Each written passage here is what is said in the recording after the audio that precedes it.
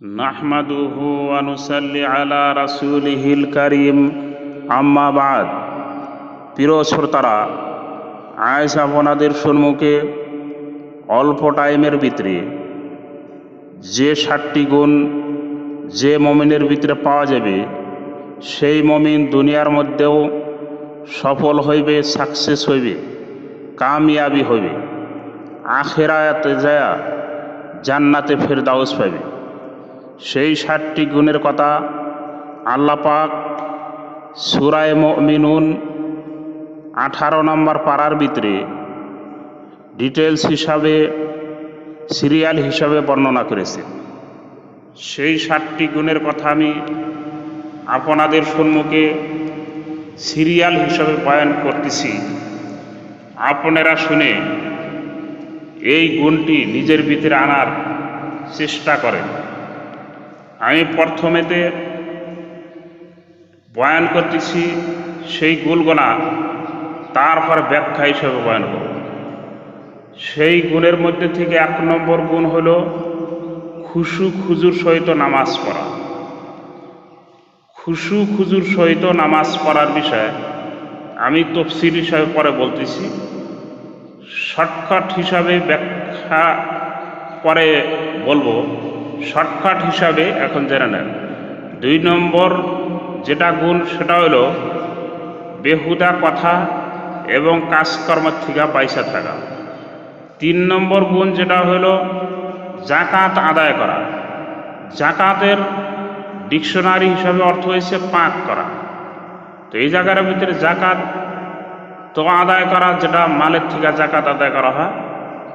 এছাড়া জাকাত যেটা পাক, লব্বী অর্থ ডিকশনারি হিসাবে নিজের ভিতরে থেকে খারাপ সেবতে পাক করা, এটাও হইতে পারে। 4 নম্বর যে গুণটা হলো, সেটা হলো লজ্জা স্থানের হেফাজত। লজ্জা স্থানের হেফাজত 4 নম্বর গুণ। 5 নম্বর গুণ হইতেছে আমানতের হক আদায় করা, আমানতকে ঠিক মতো আদায় করা। 6 নম্বর নিজের অঙ্গীকারকে পুরা করা। 6 নম্বর অঙ্গীকারকে পুরা করা। তারপর আমি ব্যাখ্যা বলতেছি।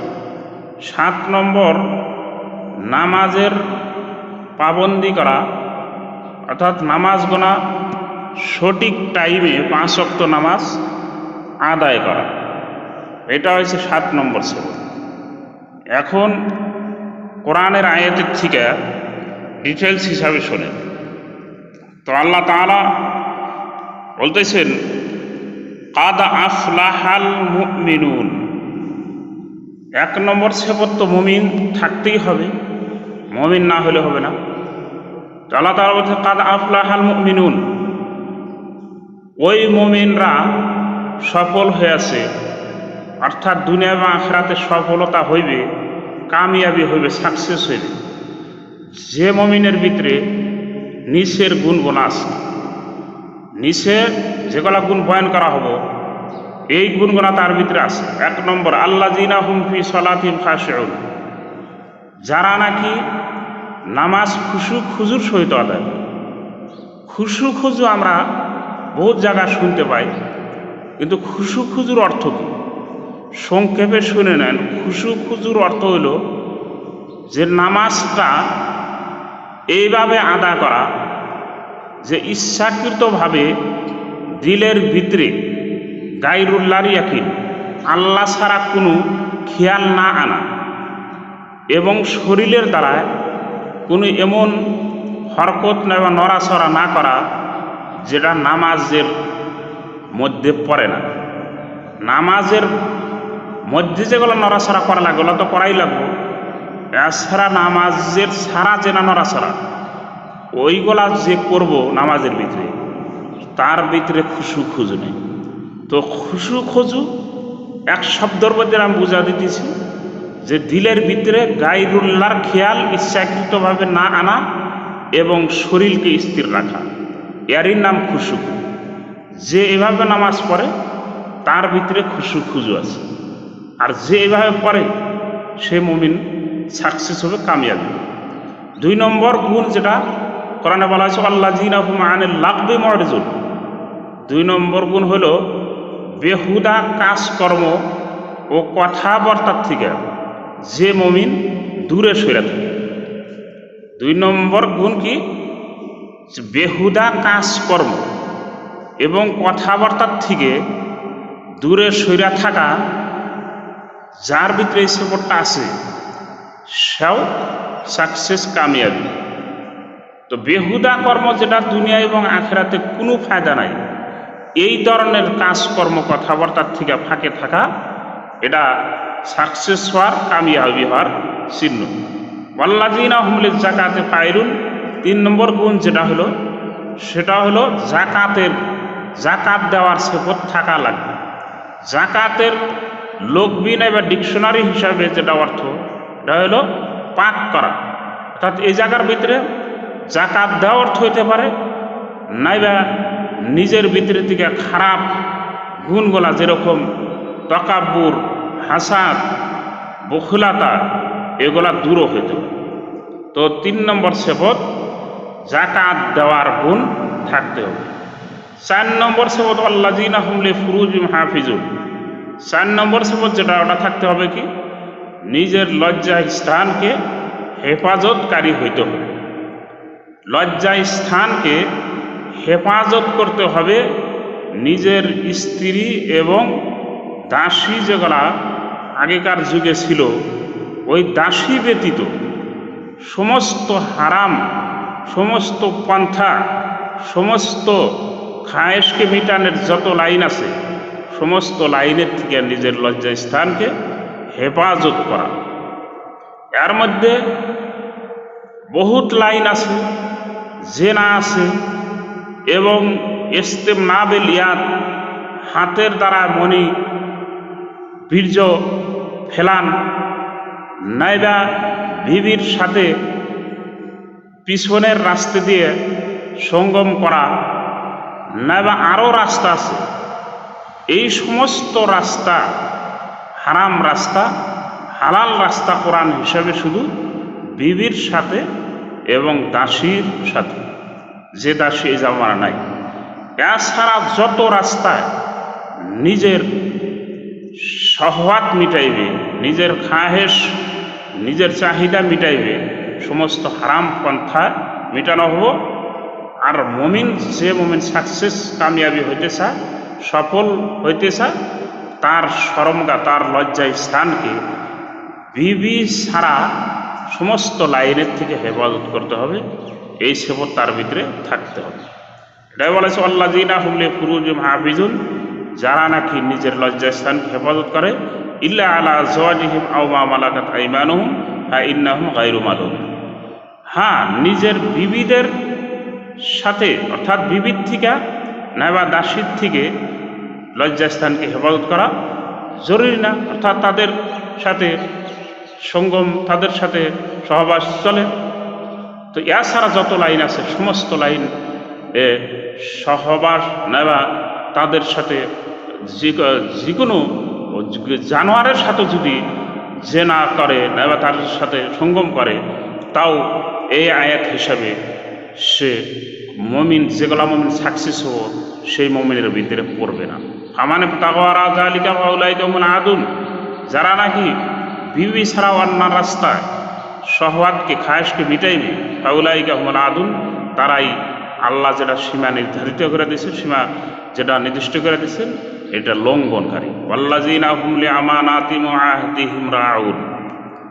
5 নম্বর সিফত আমানতের হেফাজতকারী থাকতে হবে। আল্লাযীনা হুম লিআমানাতিহিম ওয়া আহদিহিম রাউন, অর্থাৎ আমানতের হেফাজত।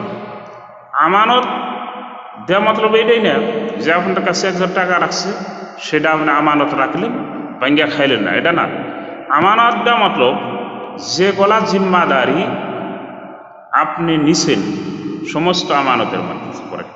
যেরকম ইনসান, আমরা মানুষে আল্লাহ তাআলার যেগুলা হুকুম আকাম আছে, সমস্ত জিম্মাদারি নিছি, শরীয়তের জিম্মাদারি আমরা নিছি, আর হারামের থেকে বাঁচার জিম্মাদারি আমরা নিছি। এখন যদি আমরা আল্লাহর হুকুম না পালন করি, এবং হারামের থেকে না বাঁচি, তবে আমরা আমানতের খেয়ানতকারীর মধ্যে পড়ে যাব। তো মমিন, যেগুলা মমিন সাকসেস কামিয়াবি হব, তাদের এই সেবরটা গুণ থাকতে হবে যে তারা আমানতের হেফাজত করে, আল্লাহর হুকুম মানে এবং আল্লাহর নিষেধের থেকে বাঁচে, এবং যে দায়িত্ব সে দুনিয়াবি হিসাবে পাইছে। যেরকম দায়িত্ব পাওয়ার বহুত লাইন আছে। সরকারি যেগুলা সরকারি চাকরি যারা করে তারা সবাই আমানতদার।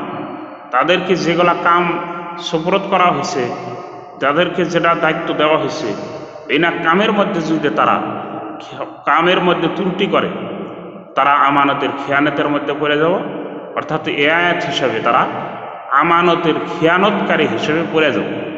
অর্থাৎ যে যেটা দায়িত্ব নিছে, কামলা যে হিসাবে কাম করার দায়িত্ব নিছে, ওই হিসাবে যদি কাম না করে, তবে আমানতের খেয়ানতকারীর মধ্যে পড়ে যাব। তো এই আয়াত হিসাবে যারাই নাকি আমানতের খেয়ানত করে, চাহে কাম হিসাবে হোক, চাহে সরকারি চাকরি করতেছে, মাস্টার হোক, অফিসার হোক, যেই লাইনে কাম করতেছে, কামের মধ্যে ত্রুটি করলে সে আমানতের খেয়ানতকারী হিসাবে পড়ব। আর যে মমিনগুলা সাকসেস কামিয়াবি হব, সেই মমিনের মধ্যে সে পড়ব না।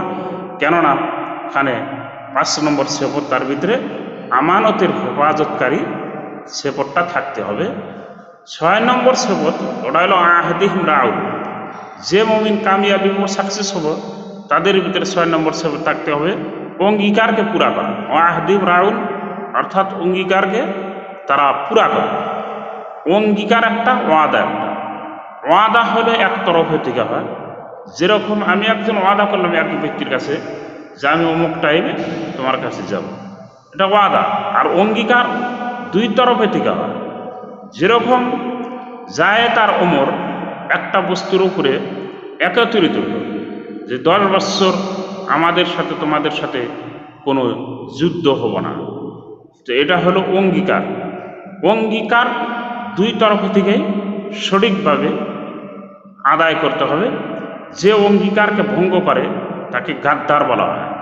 আর অঙ্গীকার ভঙ্গকারী মুমিন সে সাকসেস মুমিনদের মধ্যে যারা কামিয়াবি, যারা সফল, যে মুমিনগুলা পাইবে, যারা দুনিয়ার ভিতরে সফল, আখিরাতে জান্নাতে ফেরদাউস পাইবে, সে মুমিন, অঙ্গীকার ভঙ্গকারী মুমিন এই গ্রুপের মধ্যে পড়বে না। 7 নম্বর সেবত যেটা, ওয়াল্লাযীনা হুম আলা সালাওয়াতিহিম ইউহাফিজুন, যারা নাকি নামাজের পুরা হেফাজত করে, নামাজের যত্নবান থাকে। অর্থাৎ 5 ওয়াক্ত নামাজ সঠিক টাইম, যেটা মুস্তাহাব টাইম, যে টাইমে নামাজটাকে পড়া ভালো পাওয়া হয়েছে, ওই টাইমে পড়ে। তো 7 নম্বর সেবত, যে মুমিনগুলা কামিয়াবি হবে, জান্নাত পাইবে, জান্নাতে ফেরদাউস পাবে, তারা কি তাদের সাপোর্ট থাকতে হবে যে 5 ওয়াক্ত নামাজ সঠিক টাইমে পড়ে, নামাজের হেফাজত করে। এই 7টি সেবত যার ভিতরে আছে, উলাইকা হুমুল ওয়ারিসুন, তারাই হবে উত্তরাধিকারী, তারাই হবে ওয়ারিস, তারাই পাইবে আল্লাযীনা ইয়ারিসুনাল ফেরদাউস, যারা নাকি ফেরদাউস জান্নাতের ওয়ারিস হইবে, উত্তরাধিকারী হবে। হুম ফিহা খালিদুন, তারা জান্নাতের ভিতরে স্থায়ীভাবে, চিরস্থায়ীভাবে থাকবে। তাদেরকে জান্নাতের থেকে কোনোদিন বাড়াই হইতে হবে না, বের হইতে হবে না, চিরস্থায়ী হিসাবে থাকবে। তো এই 7টি সেপত যে মুমিনের ভিতরে আছে, সেই মুমিন দুনিয়ার ভিতরেও যতটুকু সাকসেস আল্লাহ তাআলা মানুষের ভাগ্যে রাখছে অতটুকু হইবে, এবং আখিরাতেও সে জান্নাতে ফেরদাউসের ওয়ারিস হইবে। আর একটা কথা শেষে জেনে নেন যে কামিয়াবি, সাকসেস নাই বা সফল কাকে কয়।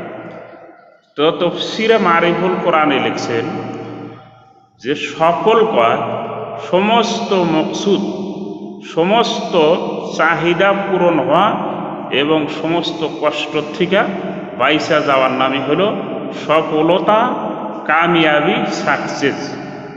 তো দুনিয়ার ভিতরে যত বড় মানুষ হোক না কেন, একজনের সমস্ত চাহিদা পূরণ হওয়া আর সমস্ত কষ্ট থেকে বাঁচে যাওয়ার সম্ভবই না। তো আসল সফলতা আখেরাতেই হবো, জান্নাতে যায় মানুষের সমস্ত মকসুদ সমস্ত চাহিদা পূর্ণ হয়ে যাব। দুনিয়াতে পুরা সফলতা সম্ভব না, যতটুক সম্ভব অতটুকু আল্লাহ তাআলা দিয়ে দিবেন যার ভিতরে এই গুণটি, এই 7টি গুণ আছে। তো যেটা খুলাসা হলো এই সফলতা সমস্ত মকসুদ পুরা হওয়ার নাম, সমস্ত দুঃখ থেকে বাইসে যাওয়ার নাম। আর জান্নাতে ফেরদাউসের অধিকারী এরাই হব যাদের ভিতরে এই 7টি গুণ রয়েছে। তো আমরা সবাই এই 7টি গুণ নিজের ভিতরে আনার চেষ্টা করি। আল্লাহ তাআলা আমাদেরকে তৌফিক দান করি। ওয়া আখিরু দাওয়ানা আলহামদুলিল্লাহি রাব্বিল আলামিন।